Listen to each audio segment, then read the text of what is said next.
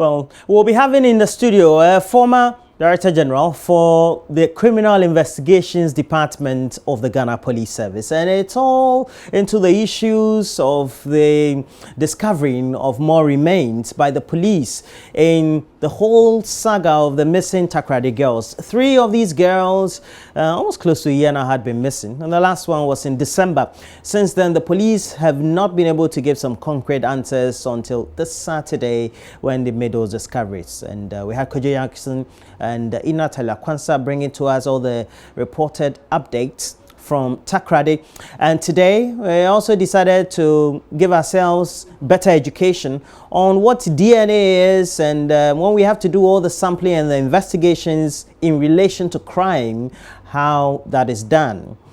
Well, let's have some great interaction. My colleague, Richard Kojo, based in the Central Regional Capital of Cape Coast, had an interaction with Dr. Richmond Afoakwa, who is the head of the Forensic Science Department of the University of Cape Coast.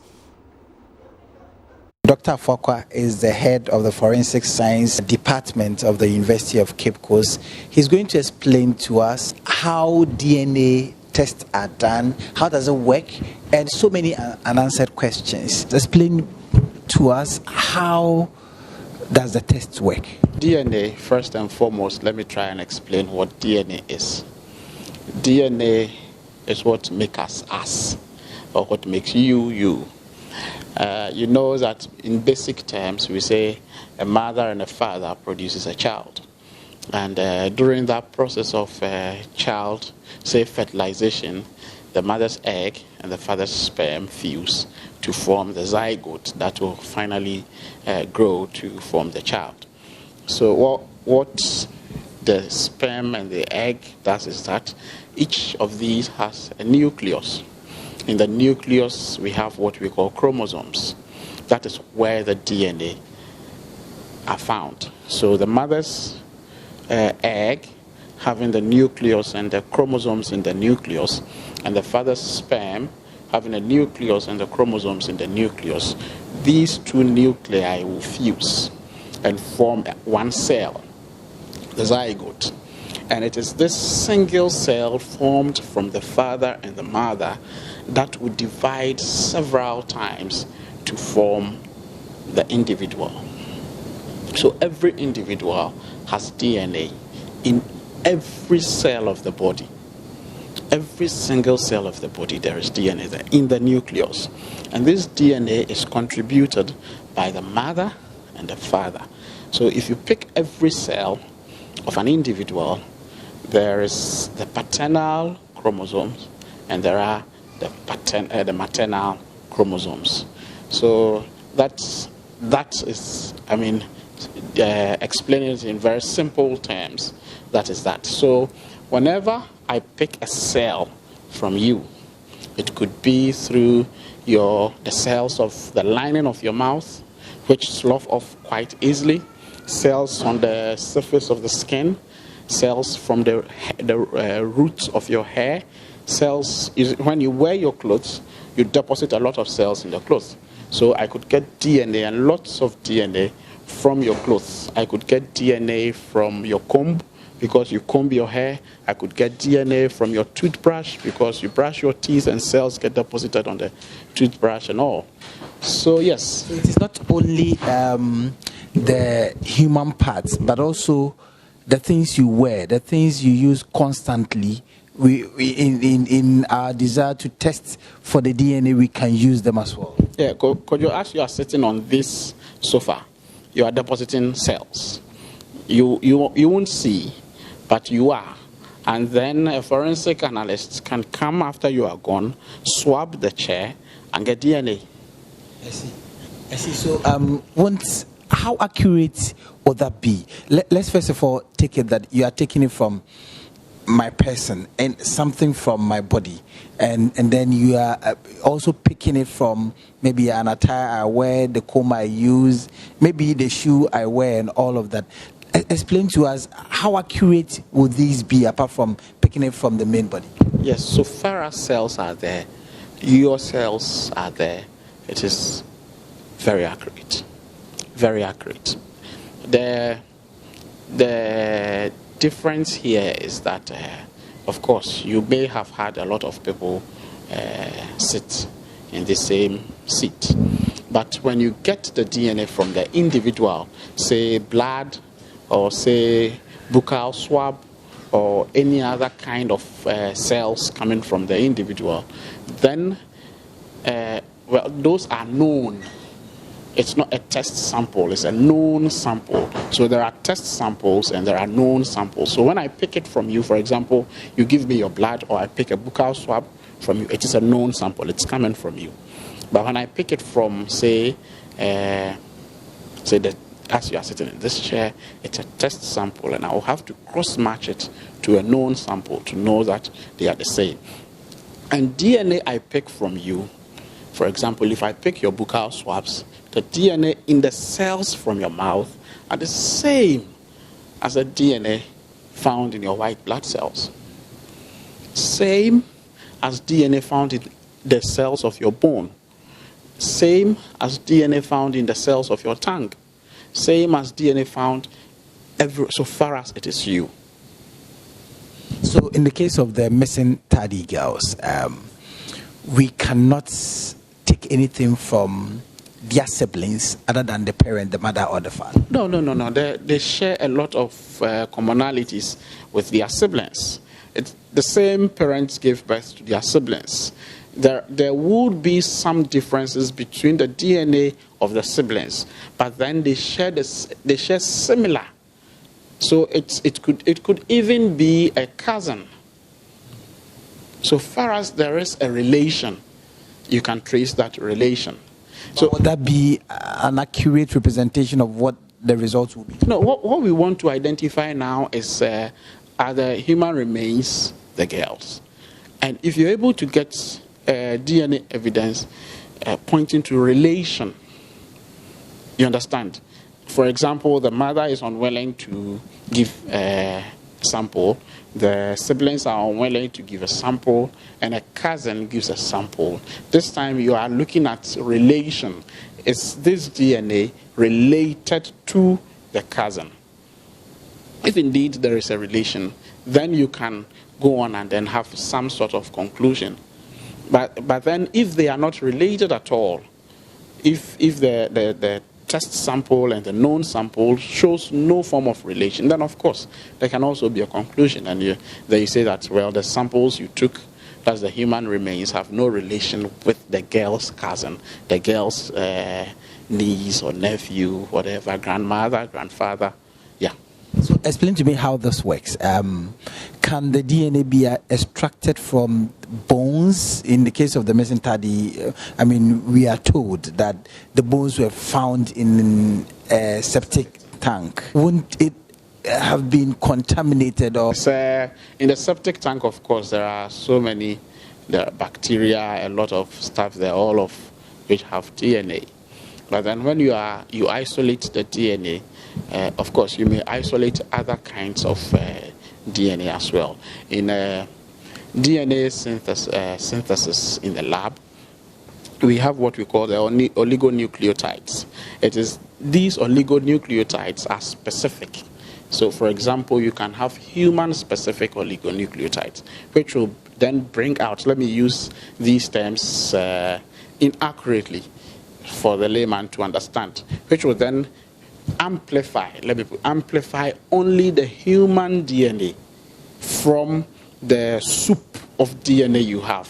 You see, when, of course, there are so many things, so many organisms deposited on the bones as of now. So if you do the DNA extraction, the elute is going to possibly contain some DNA of some other organisms. But then during the amplification process, only the human DNA will be amplified.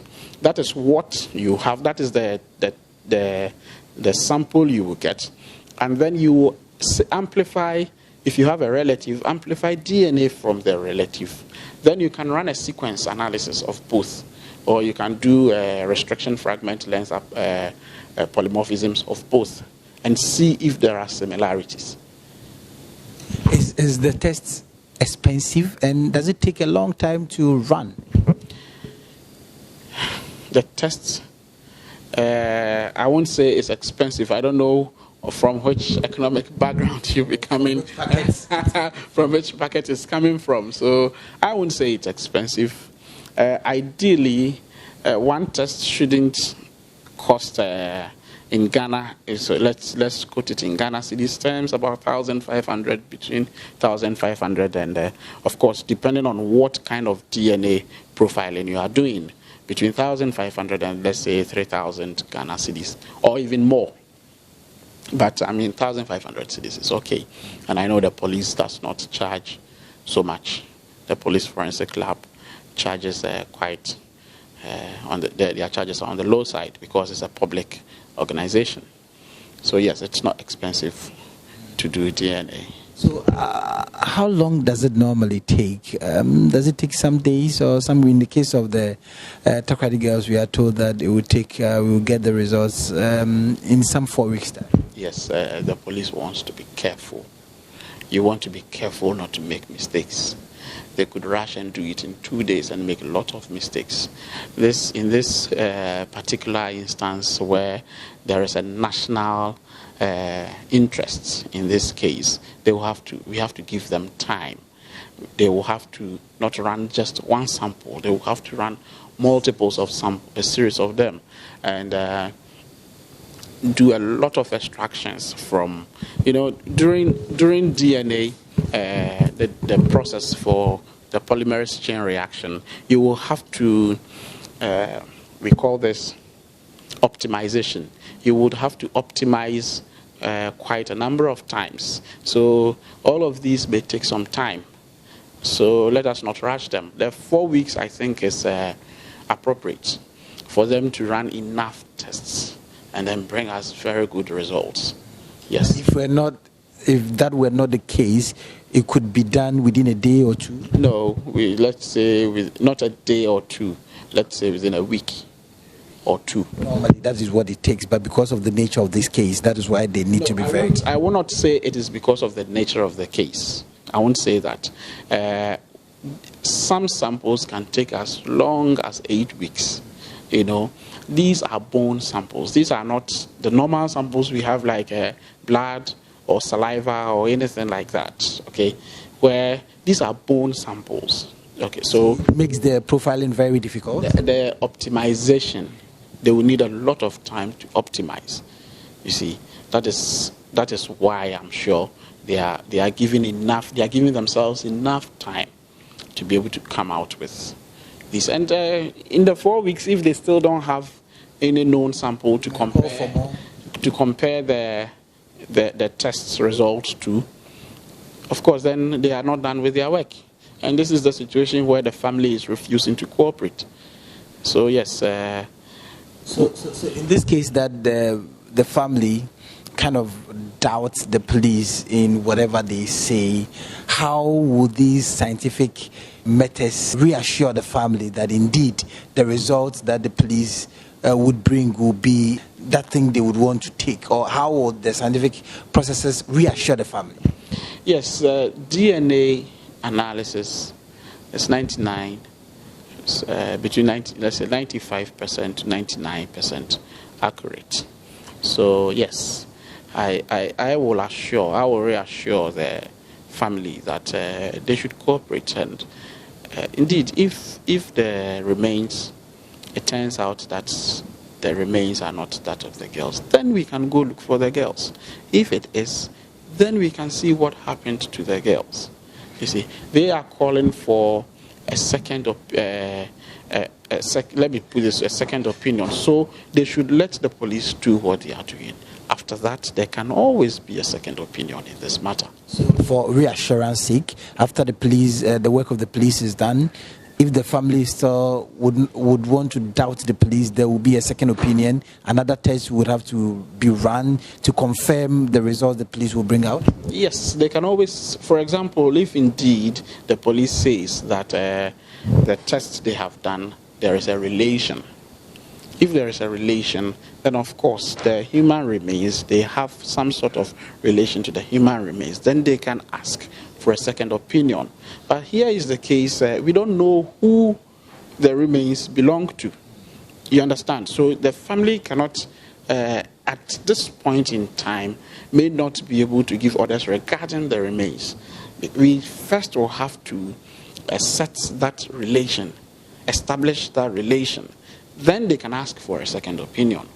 But once there hasn't been such establishment of relation, asking for a third party to conduct this test has some legalities, I think.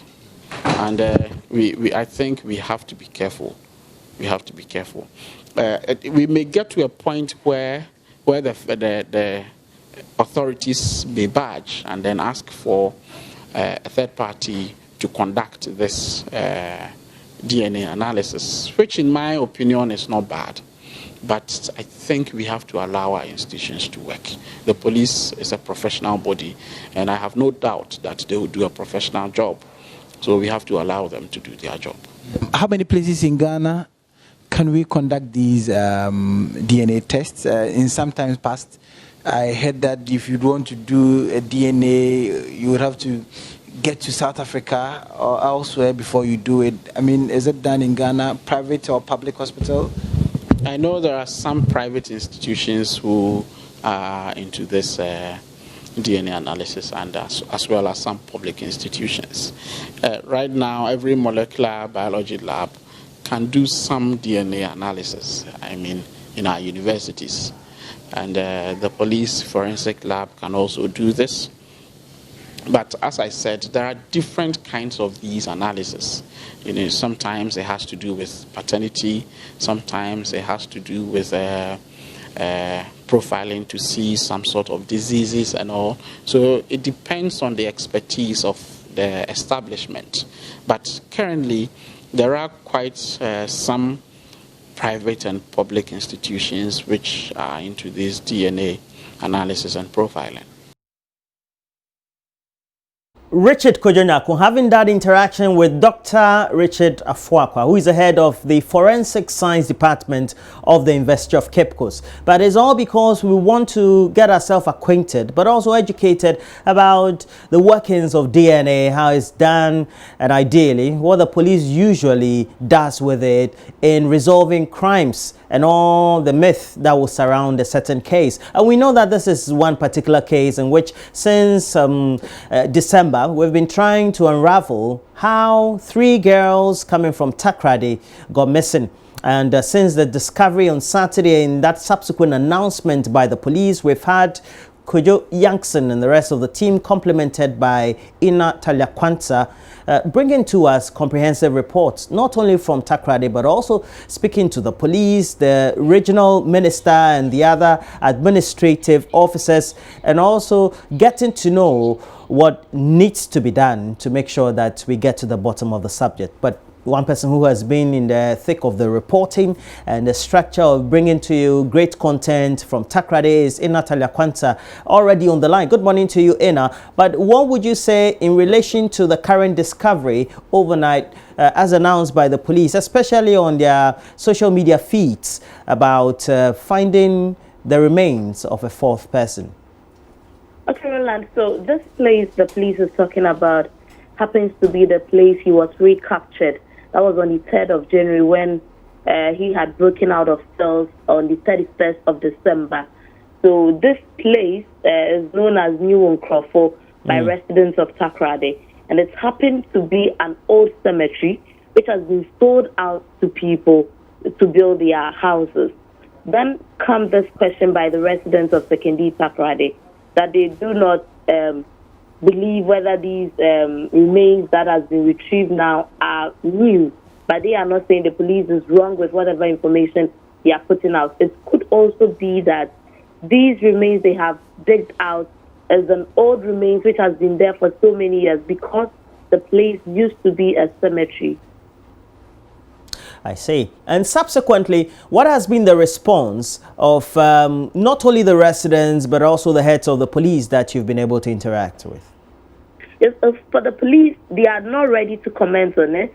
The Western Regional Police PRO is on leave, and no one in the police service in the Western region is ready to speak to this issue as it stands. Have the police been able to give you a trail of their actions since they made a discovery, as they announced on Saturday?